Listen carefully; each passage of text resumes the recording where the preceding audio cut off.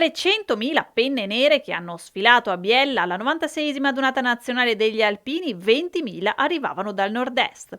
Un gran numero erano partiti da Verona, città che punta ad ospitare il grande evento nel 2027. Sarà un derby lombardo-veneto perché la città scaligera se la dovrà vedere con Brescia. Con il tradizionale passaggio della stecca, intanto l'arrivederci da Biella è stato dato a Genova, che l'anno prossimo ospiterà la 97esima edizione dall'8 al 10 maggio. Al fianco delle penne nere, degli amici degli alpini, ai volontari e ai familiari erano presenti anche numerose autorità, dal Presidente del Senato Ignazio La Russa al Ministro della Difesa Guido Crosetto.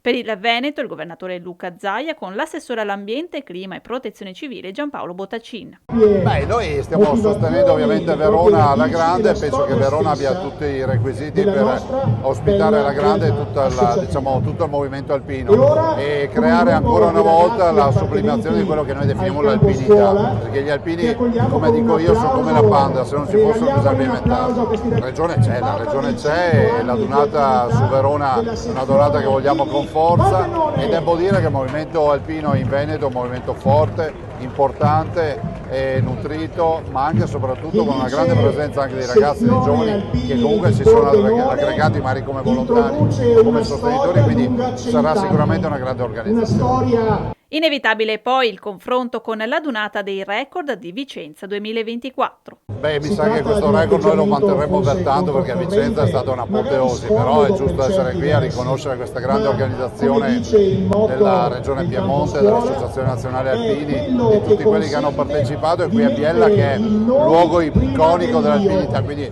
non potevo mancare e sono on time, come direbbero gli inglesi, pronto per la sfilata dei Veneti. A Biella hanno sfilato anche 5.000 alpini del Friuli Venezia Giulia. Per il governatore Massimiliano Fedriga un orgoglio la dimostrazione di forte attaccamento con il territorio che le penne nere hanno dimostrato nei 3 giorni di adunata. Sono orgoglioso perché gli alpini sono un orgoglio nazionale, ma sono un orgoglio del Friuli Venezia Giulia e che si sentano così legati alla nostra terra e la promuovano anche in un'iniziativa così importante come l'adunata degli alpini è qualcosa di straordinario. Non posso che ringraziare gli alpini del nostro territorio, non soltanto ovviamente per l'adunata, ma per quello che fanno quotidianamente, la disponibilità verso gli altri, il volontariato, il sentirsi parte di una comunità, aiutare la comunità dove insistono le varie sezioni, è una peculiarità degli alpini, una ricchezza nazionale che il Friuli Venezia Giulia vuole valorizzare.